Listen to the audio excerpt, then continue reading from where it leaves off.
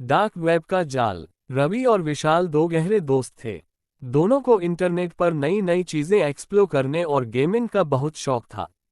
वे अक्सर घंटों तक ऑनलाइन गेम्स खेलते और नए ट्रिक्स और चीट कोड्स ढूंढते रहते थे। एक दिन गेमिंग के दौरान उन्हें एक अनजान यूजर से मैसेज आया जिसने उन्हें एक स्पेशल वेबसाइट का लिंक भेजा।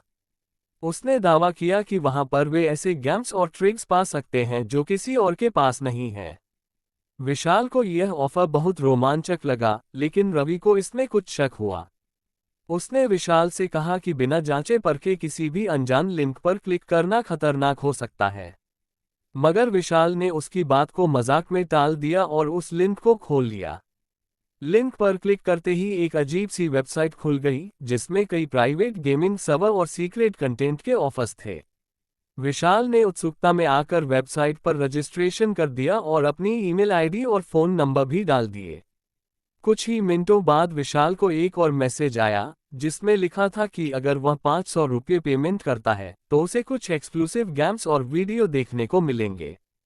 विशाल ने जिज्ञासा में आकर अपने पापा का क्रेडिट कार्ड चुराया और पेमेंट कर दिया। अगले ही दिन से अजीब घटनाएं शुरू हो गईं। विशाल को अनजान नंबरों से कॉल और मैसेज आने लगे। कॉल पर कोई शख्स उसे धमका रहा था कि उसने जिस वेबसाइट पर पेमेंट किया है वह डार्क वेब से जुड़ी हुई है और अब वह वहां से बाहर नहीं निकल सकता। विशाल डर गया और उसने रवि को पूरी बात बताई। रवि ने तुरंत अपने बड़े भाई करण को ये सब बताया, जो साइबर सिक्योरिटी एक्सपर्ट था। करण ने विशाल का फोन चेक किया और पाया कि वह एक हैकर्स के जाल में फंस चुका था। वह वेबसाइट केवल गेमिंग वेबसाइट नहीं थी, बल्कि एक डार्क वेब स्कैम थी जहां से साइबर क्रिमिनल्स लोगों की निजी जानकारी चुराकर उन्हें ब्लैकमेल करते थे। अब समस्या ये थी कि विशाल का डेटा पहले ही लीक हो चुका था और हैकर्स ने उसकी पूरी जानकारी निकाल ली थी। करण ने तुरंत साइबर क्राइम हेल्पलाइन पर कॉल किया और शिकायत दर्ज कराई। पुलिस ने कार्रवाई शुरू की और विशाल को सलाह दी कि वह अपने सभी पासवर्ड्स बदल दे और अपने बैंक अकाउंट की जानकारी को सिक्योर करे। कुछ ही दिनों में पुलिस को पता चला कि यह स्कैम एक विदेशी गिरोह द्वारा चलाया जा रहा था, जो भारत में बच्चों और किशोरों को निशाना बना रहा था। वे गेमिंग की आड़ में मासूम बच्चों को लुभाते और फिर उनके डेटा का इस्तेमाल कर ब्लैकमेल करते थे। विशाल को बहुत पछतावा हुआ कि उसने रवि की बात नहीं मानी और बिना सोचे समझे एक अनजान वेबसाइट पर अपनी जानकारी डाल दी। अगर समय पर करण और साइबर क्राइम टीम की मदद नहीं मिलती तो शायद वह और भी बड़ी मुसीबत में फंस जाता।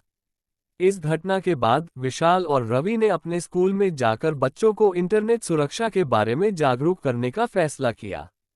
उन्होंने सेफ इंटरनेट वीक कैंपेन शुरू किया, जिसमें उन्होंने अपने सहपाठियों को सिखाया कि कभी भी अनजान लिंक पर क्लिक न करें, ऑनलाइन पेमेंट करते समय सतर्क रहें और अपनी निजी जानकारी इंटरनेट पर किसी से भी साझा न करें। मोरल: इंटरनेट का सही इस्तेमाल बहुत ज़रूरी है, लेकिन सतर्कता और जागरूकता के बिना यह खतरनाक साबित हो सकता है। किसी भी अनजान वेबसाइट पर भरोसा न करें, किसी भी संदिग्ध लिंक पर क्लिक न करें और अगर कभी किसी मुश्किल में फंस जाएं, तो बिना डरे अपने माता-पिता या शिक्षकों से मदद लें।